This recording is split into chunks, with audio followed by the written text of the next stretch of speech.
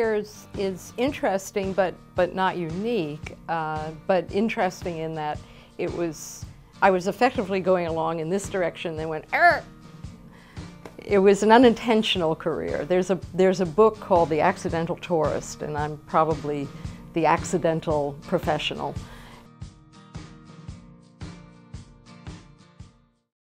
And I've also said before that I like things that are hidden. I like to work with anything that is not immediately apparent. I'm not somebody who likes to count things. You know, my attitude is, if you can count it, why would you spend any time? Somebody else can count it and tell me the number. That's fine with me. But if you want me to be interested in something, then it's got to be something that's a mystery. And film editing has that element. You know, where in this 25 hours of film is the 1 hour? And particularly I worked in documentary, which really makes it a mystery because there's no script. There's no particular film. The film has to emerge from this. I love surgery. It's interesting because surgery is cutting and splicing. You splice with a suture, you know, you sew it up and you cut things, but that's what I loved. And I love the arcane setting of an editing room. I love the idea that you would potentially know 50,000 feet of film so intimately that you could hold up a strip, and of course this was celluloid time, you know, this was 67, you'd hold up a strip of film and could look at one frame and know what that shot was and that scene was. I can still do that. I can see one frame of a film that I know and tell you right away what the film is. So that's a curious holdover from that. Or maybe it was also that there was something about my temperament and the way my brain worked that was suited for this. I've often told my film students that editing, which is what I did, and I became an editor, freelanced editing for 24 years in Manhattan and then continued it for a couple of years and now teach it. I say to students, you have to have the right temperament. You have to have, if you're going to be an editor, you're someone who's going to be able to look at the same cut 100 times, over and over and over, and not lose interest in it. If it bores you to look at something twice, don't be an editor. You know, shoot, that'd be good.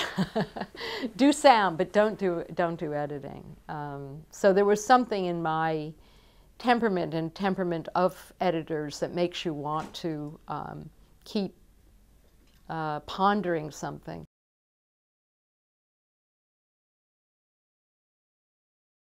No, I mean, I didn't think of myself as creative at all. I just fell in love. That's all. I had no idea that I'd be really good at it. I just wanted it. That was what I wanted. I looked at that and thought, I want to be in the film. I already knew I wanted to be in the film business because it was this shock. The great filmmakers understood painting, music. They weren't looking at films only. You know, that's not their only vocabulary. You'll find filmmakers, if you read biographies, you know, who spent as much time learning about an artistic period, you know, the moderns in the turn of the last century, or Duchamp, or whatever it is, and understood filmmaking that way, and listened to music of all kinds, and went to dance, and all of that fed into filmmaking, or whatever medium you're in. You can't, if you're doing animation or graphic arts, or you're writing a poem, you cannot be narrowly focused on that. That can't be your only source, because everything feeds into everything that way. So that would be something I'd want to urge your fellow students, which is broaden your tastes and broaden your understanding and your experience of other art forms.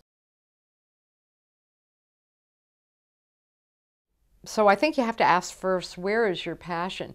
Your passion, frankly, could be, you know, being a grip on a stage. That's still part of the film business. It's not the creative part in the same way, but you might just love being part of that process. So I wouldn't close too many doors. you know, as you know, it's just extraordinarily competitive, but what isn't in the arts? I mean, it all is. I think I was successful because I wanted to do it more than anything else in the world. I mean, I just couldn't, once I was taken over by this passion, it was driving me, and I did anything in order to realize it. But there were some creative times that were so thrilling, and they were behind the scenes, Daniel. They weren't at award ceremonies or anything. They were breakthrough moments. I mean, I remember I was working on a film called EINSTEIN on the Beach, which was, EINSTEIN on the Beach itself is this very strange opera with Philip Glass doing the music and Robert Wilson, and just bizarre, 4.5 hours long, and we were making a film about this emerging new operatic form. So of course this was completely formless. All the footage was interview with Robert Wilson, interview with Philip Glass, footage of the stage performance. I don't know. I mean, it was just like, okay, here, see you later. That's what that producer did. And, you know, it was like, holy cow, what is this going to be? And it took a long time, just trying things. And I remember the screening of the rough cut when it came together. There's a moment in film editing when you haven't got it, and you haven't got it, and you haven't got it, and then you've got it. It's amazing. And after that moment, you look at the film, and everybody looks at the film and say, well, it couldn't have been any other way. It just came out of the camera like that. I mean, you can't even remember what it took to get there. It's an amazing experience. That's what's memorable. It's such an extraordinary thing to experience. And I have that over and over and again. And you don't know what that is unless you're there, you know, which is, it doesn't work, it doesn't work, it doesn't,